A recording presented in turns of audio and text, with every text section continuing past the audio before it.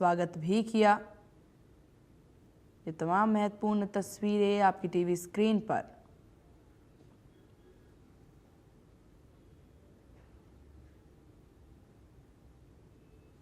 तो पंचकुला से सीधी तस्वीरें आप देख पा रहे हैं, जहां पर सांसद कार्तिकेय शर्मा ने अतिथियों का स्वागत भी किया है। सुबह से ही सांसद कार्तिकेय शर्मा देखिए कार्यक्रम स्थल पर पहुंचे हुए हैं, जहां तैयारियों का जायजा भी उनके द्वारा लिया गया और उसके बाद तमाम कार्यक्रम में तमाम तस्वीरें ये देखने को मिल रही है। कार्यक्रम से जुड़ी हुई पंचकुला से सीधी तस्वीरें, राज्य स्तरीय कार्यक्रम का ये आयोजन, भगवान परशुराम जन्मोत्सव को लेकर के कार्यक्रम। यशस्वी शिक्षक हरियाणा के मुख्यमंत्री नायब सैनी जी, उत्तर प्रदेश के उप मुख्यमंत्री, ब्राह्मण समाज की आन शान श्री ब्रजेश पाठक जी, स्वामी संपूर्णानंद महाराज जी, हमारे हरियाणा के राजनीति में मैं अगर कहूं कि राजनीतिक गुरु तो गलत नहीं होगा, क्योंकि हर चुनाव में पिछले कुछ वर्षों से विप्लव Dev ji member of parliament चुनाव में, श्री सुरेंद्र नागर जी जो मेंबर पार्लियामेंट हैं उनके साथ मिलकर हरियाणा में भारतीय जनता पार्टी को विजय दिलवाने में जो कोशिश और योगदान उनका है उसकी सराहना करनी पड़ेगी। हमारे आज के समारोह के आयोजक श्री कार्तिकेय शर्मा जी, मेंबर पार्लियामेंट, श्रीमती शक्ति रानी जी, आपके शहर से बहुत ही लोकप्रिय और आपके साथी मेंबर पार्लियामेंट रेखा शर्मा जी, मैं उनसे कह रहा था कि आपके शहर में कितना प्यार भरा है, आप देख लीजिए, आपके लिए और समाज के लिए कितना प्यार है, आप इस शहर के लोगों के इकट्ठ से देख लीजिए कितना प्यार भरा है। हमारे एक्स मेंबर पार्लियामेंट डीपी वत्स जी, श्री अजय मित्तल जी, भारतीय जनता पार्टी के जिला अध्यक्ष, श्री रामविलास शर्मा जी, बहुत ही कर्मठ कार्यकर्ता हैं भारतीय जनता पार्टी। मैं इनका मन से बहुत सत्कार करता हूं।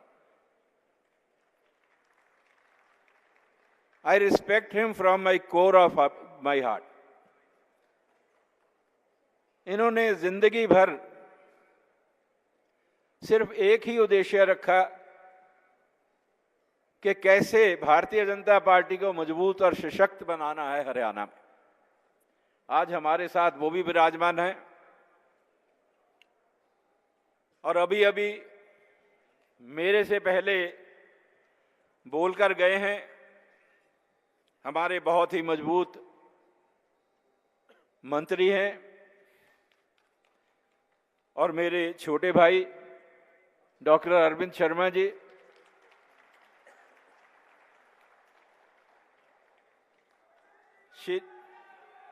श्री कालिदास महाराज जी, वीरेश शांडलिया जी, श्री योगेश्वर दत्त जी जिन्होंने हमें ओलंपिक्स में पूरे देश को सम्मान दिलवाया, श्रीमती बंतो कटारिया जी जो भारतीय जनता पार्टी की वाइस प्रेसिडेंट हैं, श्री हरिराम दीक्षित जी जिन्होंने बच्चों की लड़ाई में अपना समर्पण किया, पूरी जिंदगी समर्पण की, स्वामी अमृत दीदी जी, स्वामी कृष्ण कांता जी, श्री प्रमोद कौशिक जी, समय के अभाव की वजह से शायद सबके नाम लेना संभव ना हो। मैं आज आप लोगों का आज के शुभ दिन पर, अक्षय तृतीया पर आपका यहां आने पर स्वागत करता हूं। प्रदेश के हर कोने से कुछ उम्मीद और कुछ संकल्प लेकर चले हैं आप। आपकी उम्मीद पूरी होगी, इसका मुझे पूर्ण विश्वास है। मैंने कहा कि हरियाणा के यशस्वी और सशक्त मुख्यमंत्री हमारे बीच में हैं। अरविंद ने कहा कि वो जो बात करते हैं, कहते हैं, उसको पूरा करते हैं। मेरा पूर्ण विश्वास उनमें है और इस बात का विश्वास भी है कि जनता की नब्ज को समझते हैं, समाज की भावनाओं को समझते हैं, आपके प्यार को उनके प्रति और पार्टी के प्रति जो है उसको भी समझते हैं, आपके वजन को भी समझते हैं, आपके वजन को भी समझते हैं।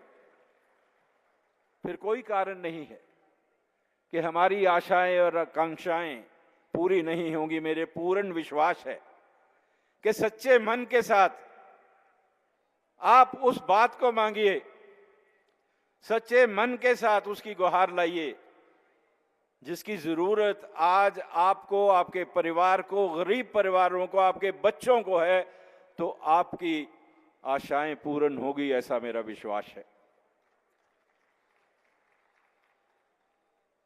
मैं सैनी जी को बहुत करीब से जानता हूं, बहुत कम शब्द बोलते हैं, भावनाओं को बहुत कम व्यक्त करते हैं, बहुत सीरियस ढंग से सुनते हैं, उसकी था तक जाते हैं, उसकी डेप्थ पे जाते हैं और जब फैसला कर लेते हैं तो उस फैसले पे हमेशा अड़ग रहते हैं और उसको पूर्ण रूप से अमल में लाते हैं। अभी मेरे साथियों ने आज के भगवान परशुराम जी के जन्मोत्सव पर, अक्षय तृतीया पर आप लोग जो एकत्रित हुए हैं, तो हमारे देश पे एक, मैं संकट नहीं कहूंगा, मैं कहूंगा कि दूसरे मुल्क के कुछ लोगों ने हमारे देश पे बुरी नजर डाली है। ये संकट नहीं है हमारे लिए। जब तक देश के प्रधानमंत्री माननीय नरेंद्र मोदी जी हैं तो ये संकट नहीं हो सकता। उस बुरी नजर का जवाब देश को देना है। बिहार में बोलते हुए प्रधानमंत्री जी ने स्पष्ट शब्दों में कहा था कि दुनिया के किसी कोने में वो लोग जिन्होंने ये कार्य किया है, जहां वो लोग जिन्होंने पर्दे के पीछे इसको कार्य को करने की साजिश रची है, किसी कोने में चले जाएं, ढूंढ लिए जाएंगे और इंसाफ किया जाएगा। उनके साथ ऐसा बर्ताव होगा जिसकी उन्होंने कभी कल्पना ना की हो। ये हमारे प्रधानमंत्री जी के शब्द हैं। ये उनका संकल्प है, ये उनका संकल्प है। देश के उस प्रधानमंत्री का संकल्प है जो देश की रक्षा के लिए, आपकी रक्षा के लिए, देश के निवासियों की रक्षा के लिए अपने आप को न्यौछावर कर रहे हैं। उनके संकल्प को पूरा करने का जिम्मा हमारे ऊपर है, आज इस सभा के ऊपर है।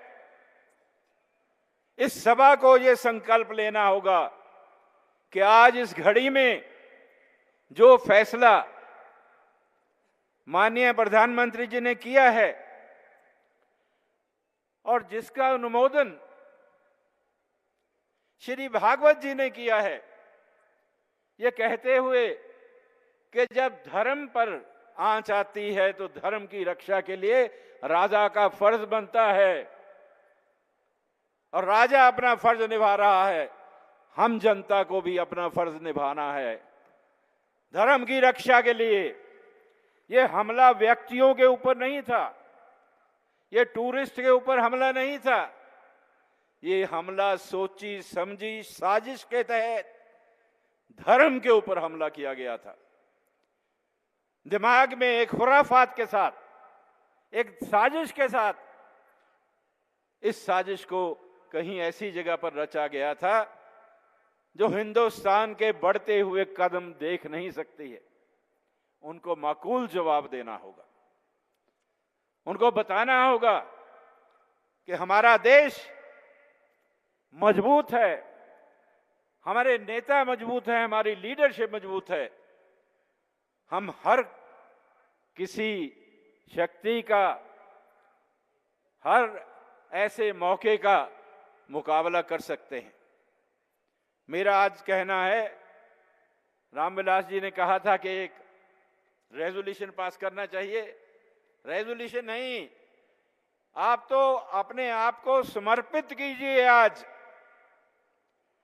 सुमुच्चे तौर पर समर्पित कीजिए।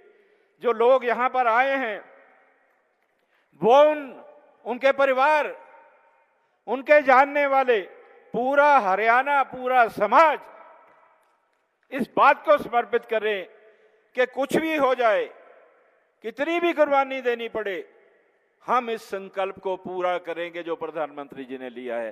हाथ खड़े करके मेरा समर्थन मेरे इस प्रस्ताव पर, रामविलास जी के प्रस्ताव पर सारे अपनी मोहर लगाइए, हाथ खड़े कीजिए। धन्यवाद, बहुत बहुत धन्यवाद। इसी संदर्भ में इतना कहना चाहूंगा कि हम, अरविंद जी ने भी कहा, मैंने भी कहा, मुख्यमंत्री जी से हमने गुजारिश की, लेकिन साथ साथ ये भी जानता हूं आपके मन में जो भावनाएं हैं, आपके मन में जो शक्ति है, आपके मन में जो मजबूती है, आप समाज के तौर पर अग्रणी सोच रखते हैं। मैं आपसे क्षमा मांगता हुआ, आपकी इजाजत के साथ, आपकी सहमति के साथ ये घोषणा करता हूं कि इस यज्ञ में, जिस यज्ञ के लिए संकल्प लिया गया है, समाज की आहुति के तौर पर आपकी तरफ से 1 करोड़ रुपया प्रधानमंत्री रिलीफ फंड में समाज की तरफ से दिया जाएगा। आपकी तरफ से। अभी अभी अरविंद जी ने ये भी एक राज्य स्तरीय स्टेट लेवल का फंक्शन है, ये पहले भी होता रहा, करनाल में 2 बार हुआ। माननीय मनोहर लाल जी खट्टर जब मुख्यमंत्री थे और जब नहीं भी थे, तब चुनाव लड़ रहे थे, तब भी उन्होंने इसी भगवान परशुराम जी के जन्मोत्सव पर सदारत उन्होंने की थी। और ये भी सही है कि उन्होंने बहुत सी घोषणाएं करी थी, और ये भी सच है कि बहुत सारी घोषणाएं, मोर देन 90% जो हैं, उनको अमली जामा भी पहनाया गया है, वो अमल में लाई गई हैं। आज वो हमारे मध्य नहीं है, लेकिन मैं माननीय मनोहर लाल जी खट्टर का, जो आज हमारे केंद्रीय मंत्री हैं, इस स्टेज से धन्यवाद करना चाहूंगा कि पिछले 2 जो हमारे फंक्शन हुए थे, उन पे जो भी कार्यक्रम उन्होंने किया उसको पूरा किया है। जो कुछ बात बची है वो पूर्ण रूप से होगी, इसका मुझे विश्वास है। हमारे अब के मुख्यमंत्री सैनी जी पूरा करेंगे, और मुझे ये भी विश्वास है कि जैसे ये राज्य स्तरीय स्टेट लेवल का फंक्शन हम करते हैं, ये फंक्शन हमेशा होगा, हर साल होगा, ऐसे ही हम इकट्ठे होंगे। ऐसे ही इकट्ठे होकर हम अपनी बात रखेंगे, ऐसे ही हम सेवा और समर्पित भाव से समाज के प्रति अपने आप को अर्पण करेंगे। और ऐसे ही और अगर फंक्शन अगर होते हैं, इसी तरह से और भी फंक्शन अगर होते हैं भगवान परशुराम जी के नाम पे, तो मुझसे ज्यादा खुशी किसी और को नहीं हो सकती। मैं बहुत प्रसन्न हूं। एक नहीं, सैकड़ों फंक्शन होने चाहिए, बड़े बड़े फंक्शन होने चाहिए। हम सबको मिलजुल कर एक दूसरे का साथ देना चाहिए। मैं तो सिर्फ एक शब्द में, अरविंद जी ने ये जरूर कहा कि हमारे जो विप्र समाज के गरीब बच्चे हैं, उनके बारे में वो कहना चाहते थे, संकोच कर गए, रुक गए थोड़ी बात पे, पूरी बात नहीं कह सके। अब मैं उनकी बात पूरी करता हूं। इजाजत है अरविंद जी? मैं पूरी कर सकता हूं बात जो आपने शुरुआत की है। वो जो विप्र समाज के गरीब बच्चों की बात अरविंद जी ने शुरू की थी, उनके लिए हिंदुस्तान में पहली बार 10% आरक्षण नौकरियों में हरियाणा में तय मैंने करवाया था। कोई शक है? किसी को कोई शक है? बताइए।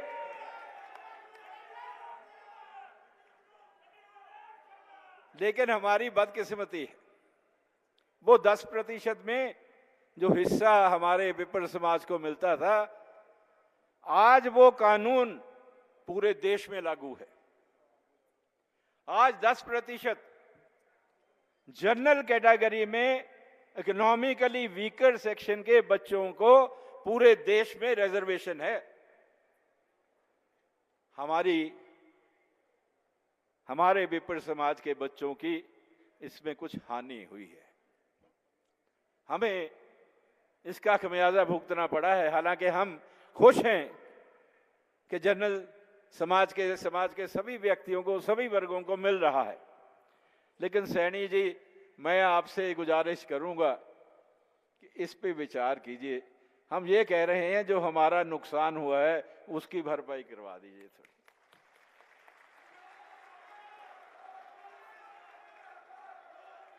इस मामले में मैं हाथ जोड़ के आपसे विनती भी करूंगा और ये कहूंगा भी मैं मांग रहा हूं। मैं नहीं कहता कैसे होगा, मैं जानता हूं मुश्किलें हैं, इसमें मुश्किलें हैं। मिलजुल कर इन मुश्किलों को किसी और ढंग से, हम सीधे ढंग से नहीं तो पीछे से, आगे से, कहीं ना कहीं से कोई रास्ता निकाल दीजिए। आपसे इतनी सी गुजारिश है।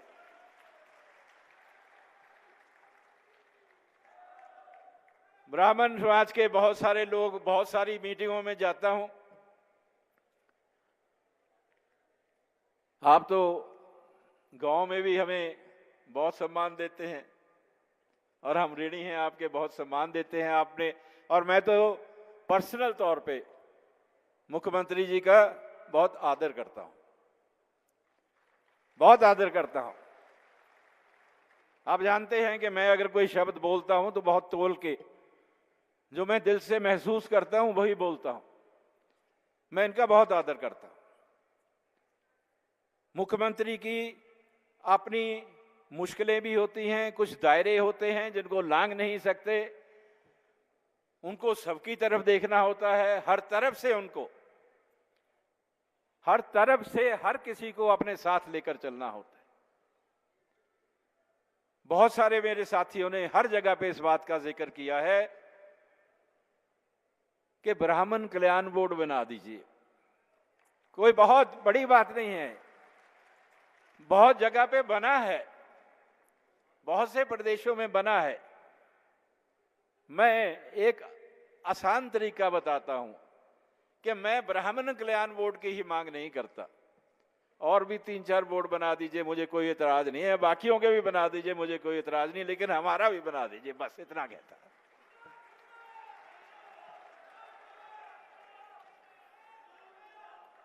उसके जरिए क्या है, मेरे मन में सीधी सी बात है, मैं सिर्फ उन व्यक्तियों को, मेरे साथ बहुत सारे मेरे ही परिवार के, मेरे ही समाज के लोगों ने नाराजगी जाहिर की थी, कुछ आज भी नाराज हैं,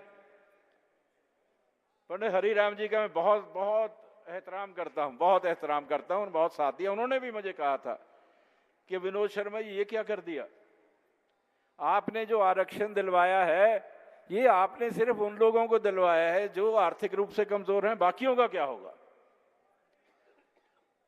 माननीय मुख्यमंत्री जी, मैंने उनसे यही कहा था कि इस कानून के तहत वो हर व्यक्ति जिसकी जमीन 5 एकड़ से कम है,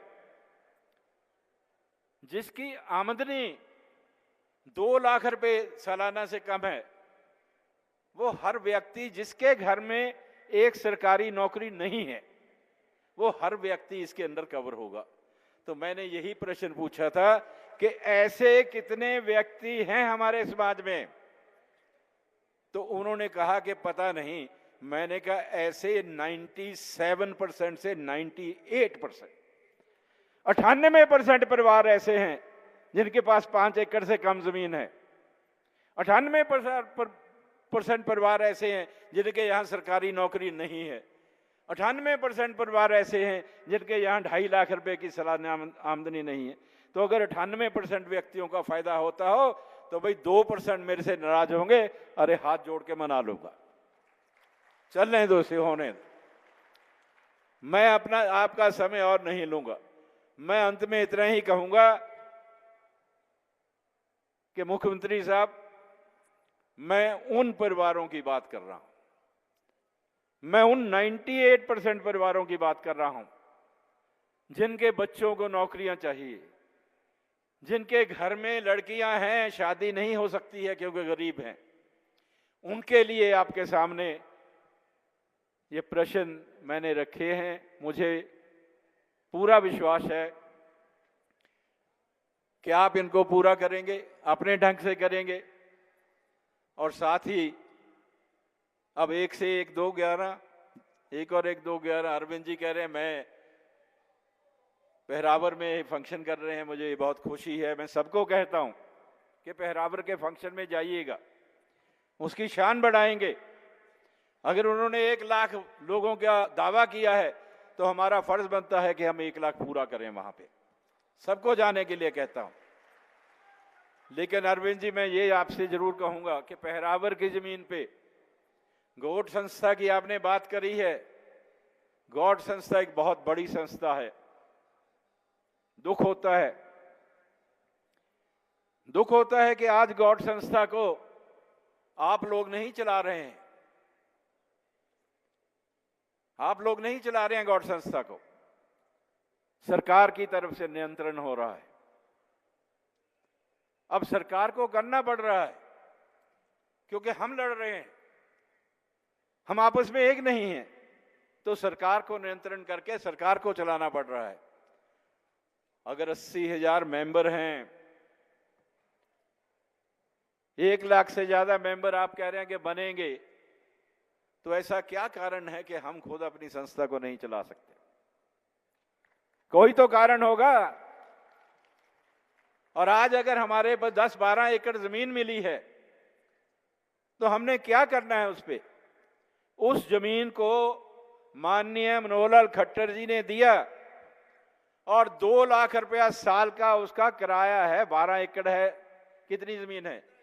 15 एकड़ जमीन है, यानी कि 1 एकड़ का किराया जो है वो 13,000-14,000 रुपये एकड़ का किराया आता है। मासूम जी कैसे? ठीक है, इतना किराया आता है। जो बटाई पे जमीन देते हैं ना, वहां पे वो भी 60,000-50,000 रुपये एकड़ का किराया ले लेते हैं खेती की जमीन का। ये तो शहर के बीच में है, जो मर्जी बना सकते हो। तो क्यों नहीं धन्यवाद करेंगे हम उनका? उनका धन्यवाद करते हैं, लेकिन उसका करेंगे क्या? जमीन का लेके रखने में क्या फायदा है? 50 लाख की एफडी जो बनी है, उस पैसे से आने वाले जितने भी वर्ष हैं, मेरे ख्याल में 30 साल या 90 साल के लिए है, फॉर 33 साल आगे एक्सटेंडेबल है। कितनी बार? तो 99 साल की बात होगी। 99 साल में ये 2 लाख रुपया साल का जो किराया है उसका इंतजाम मैंने कर दिया था। एफडी बनवा दी है। जितना पैसा हर साल जाएगा उसमें से बचेगा, आपको नहीं देना पड़ेगा एक पैसा भी। एक भी पैसा नहीं देना पड़ेगा। लेकिन आगे क्या करना है? 15 एकड़ जमीन पे आप और मैं दोनों मिलकर करेंगे, कोई बात नहीं। लेकिन मेरे मन में ये है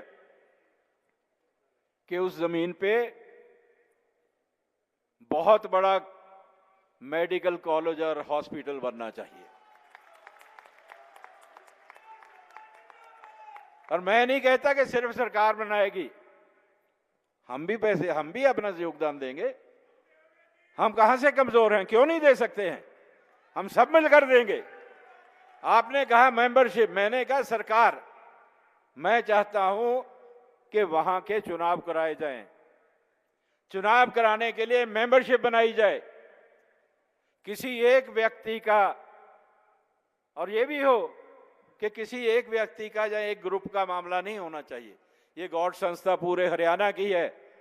पूरे हरियाणा से आप कह रहे हैं 1 लाख आदमी, 1 लाख मेंबर बना दीजिए। मेंबरशिप आज 1100 रुपये है। आप मेंबरशिप 5000 रुपये कर दो, 2000 रुपये कर दो, 1 लाख मेंबर बनाओ, 20 करोड़ रुपये इकट्ठा होता है। 20 करोड़, 20 करोड़ सीड मनी जिसको बोलते हैं, सीड मनी। उससे सीड मनी के साथ 20 करोड़ के साथ फिर सरकार से भी मदद लेंगे, लोगों से भी मदद लेंगे, और फिर हम अपना कॉलेज, अपना हॉस्पिटल गॉड संस्था की तरफ से बनाएंगे, जिसको आप लोग चलाएंगे। आप लोग फैसला करेंगे। मेंबरशिप बनाएगी जिसको चलाना है, उसकी मैनेजमेंट कमेटी होगा, उसका अध्यक्ष होगा, और आपके बच्चे वहां लगेंगे, आपके बच्चे वहां पढ़ेंगे, वहां से डॉक्टर बन के निकलेंगे, पूरे देश में जाएंगे। तो अरविंद जी से जब वहां पे आप पहरावर में फंक्शन करोगे तो ये 2 बातों पे मेरी पे गौर करना।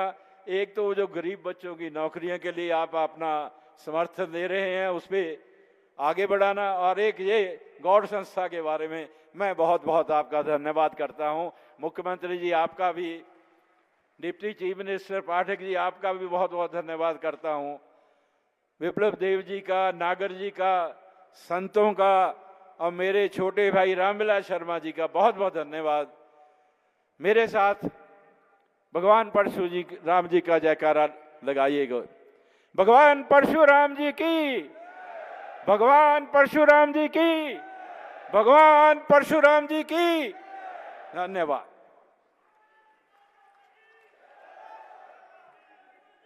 धन्यवाद बाबूजी, आपने बहुत ही अच्छे सुझाव दिए हैं समाज के विकास के लिए। बहुत बहुत आभार, बहुत बहुत